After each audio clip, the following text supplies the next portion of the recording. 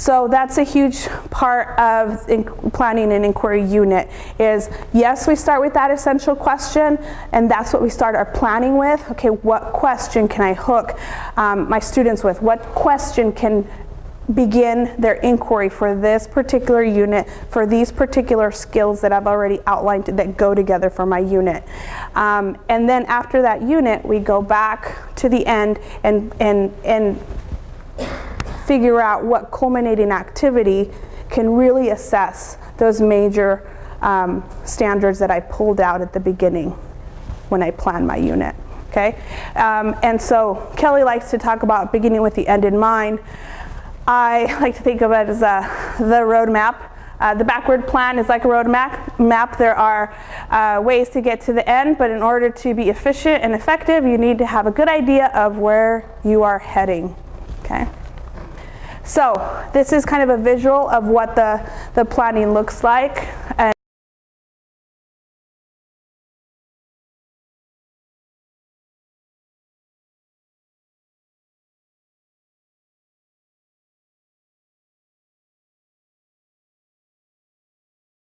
And all of the different components within inquiry. I stated before that I went through a week-long inquiry institute, and I didn't feel I learned everything that there is to know about inquiry. As we know, we learn a lot as we experience and as we actually try something. So what you're getting today is a lot of information. Please write down any part that we can, when we come back in January, we'll be here the whole day, so that we can revisit some of these concepts or give specific instruction on them, okay? Because we'll be more than happy to do that. We just have to at least start building that foundation. So there are a lot of components in here: the essential questioning, the front loading, the sequencing, and within the sequencing, it's the talking about conceptual and procedural knowledge, and then the scaffolding, and of all of the conceptual and procedural skills, and how do we sequence them, as well as the culminating activity. There's a lot of information. We'll only touch on some parts and get you started today, okay? So why inquiry? Besides the fact that I feel that it's intuitive and we just do it naturally, and we should be doing it that way as well in the classroom, there are several components that are outlined.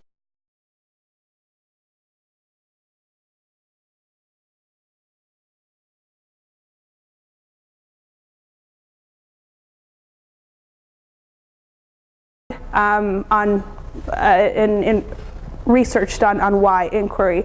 So there's a correspondence concept, and that's the idea that in the classroom we should be having students practice the thinking that real experts in the real world are also doing. So if I am teaching science, and this is probably, I'm wondering if this is why you see that connection to the scientific method, in that, well, if I'm in the science classroom, what process, what skills, or what do scientists do? Well, they use these steps. So we should be encouraging that type of thinking in the classroom, because that just goes to the next part. That's what's engaging and the relevant. I think all of these are kind of connected.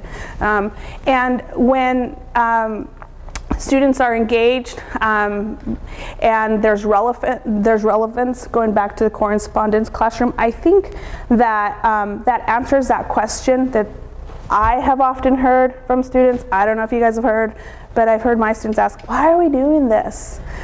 But if we're making it relevant, if they're engaged and they see the real world connection and the value that of those skills that they will someday use outside of the real world, or even in other classrooms, and transfer that knowledge of those skills, then that answers that question. They don't need to ask that question. I think those kind of just go together. And then inquiry works for deep understanding and application, and going back to the transfer of new and authentic situations, so it's not just compartmentalized. If you focus on the skills and seeing how it's relevant to many areas and many different content areas. Reading and writing are forms of inquiry best taught in context and inquiry. It allows for differentiation, as I've talked before. Meeting the Common Core standards, as we also made connections from our last visit in October and earlier today. There's a clear purpose and continuous feedback. The clear purpose is outlined when we identify the culminating activity, and we share that at the beginning of a unit with students. They know that purpose. Why are we doing this? Oh yeah, it's because in the end we have to create those shelves, or what Kelly was talking about earlier. So I need to be able to measure, or I need to be able to do X, Y, and Z because I'm creating these shelves. And then the continuous feedback goes back to that mentoring and then that monitoring. And if you include formative assessments in there, then they're getting that feedback. And okay, am I on the right track? Authentic collaboration. We've tried some of these activities in October and earlier today, and as we use them in the classroom, we cannot plan for those discussions. We cannot plan for where that inquiry is going to go. And that, I think, was the scariest thing for me, especially, was to realize, wait, but I won't have complete control. I don't have that right answer. Do I need to have that? Because that's kind of how I had been taught. I have to have that control. I have to have that answer. Or what if this comes up and I don't know? Well, then that's part of inquiry. We figure it out together. So it really lends itself well to authentic and true collaboration. Being told is the opposite of finding out. Somebody mentioned earlier, I think it was you, that about that your aha was that if you had that student actually practice something, that you might not have to tell them how to do it the next day. And I think this, when you said that, it reminded me of this quote. There is a difference for all of us. We can be told what to do, and a lot of us, you know, growing up, our parents told us to do lots of things, but we had experienced things for ourselves. And I think that is just our nature in some sense. So inquiry opens it up to have them explore and find things out for themselves.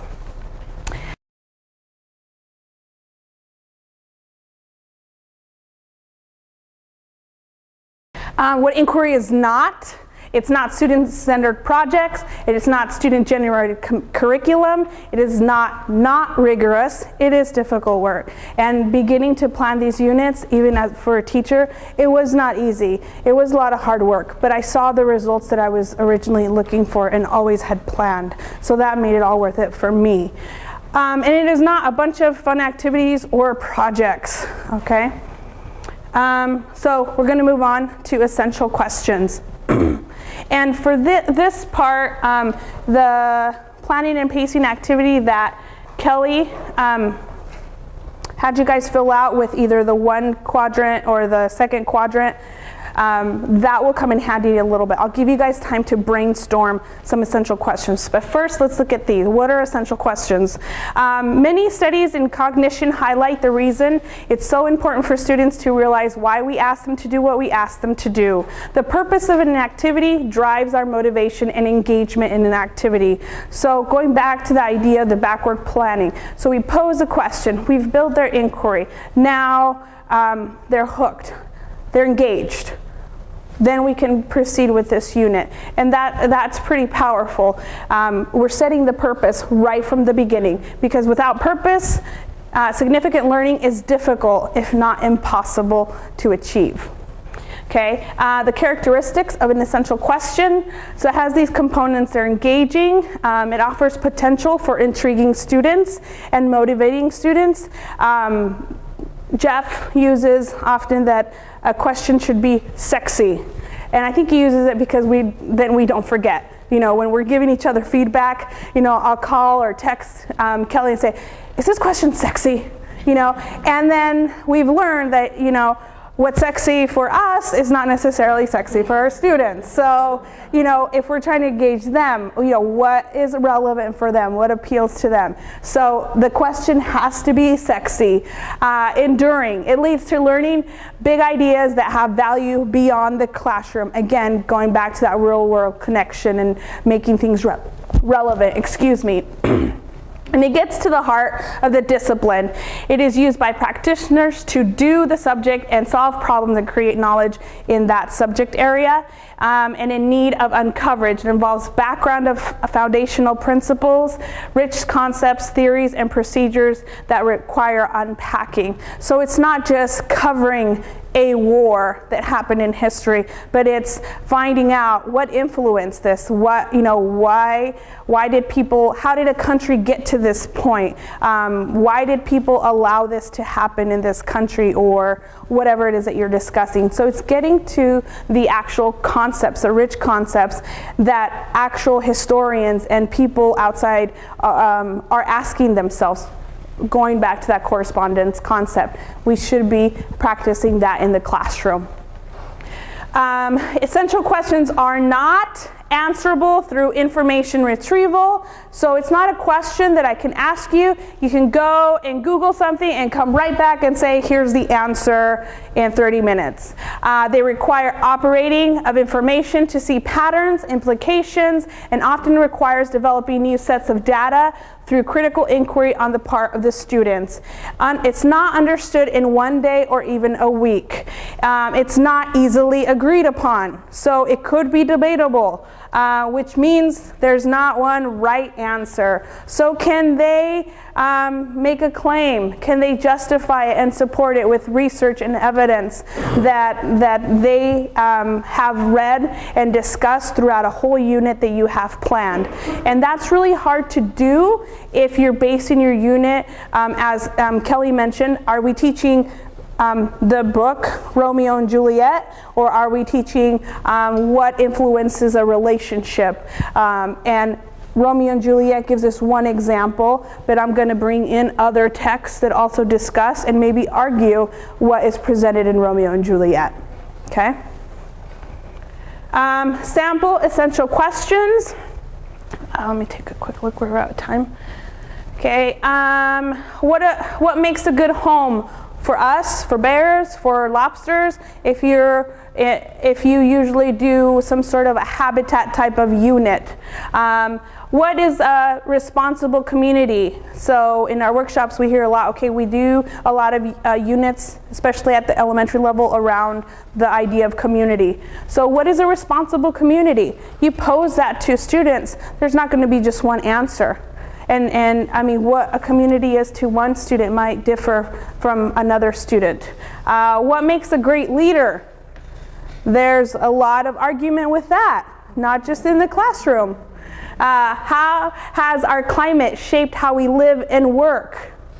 What harms a relationship? What geometry concepts would be essential to build a new gymnasium, including the ordering of materials? What makes a good friend? Okay.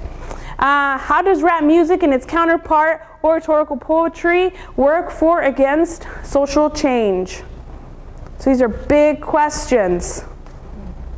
And students can have an opinion about it right away, but then you're going to look at a lot of different information, read a lot of text to get different perspectives, which as we read, when we read the Common Core standards, it emphasizes over and over, look at multiple perspectives.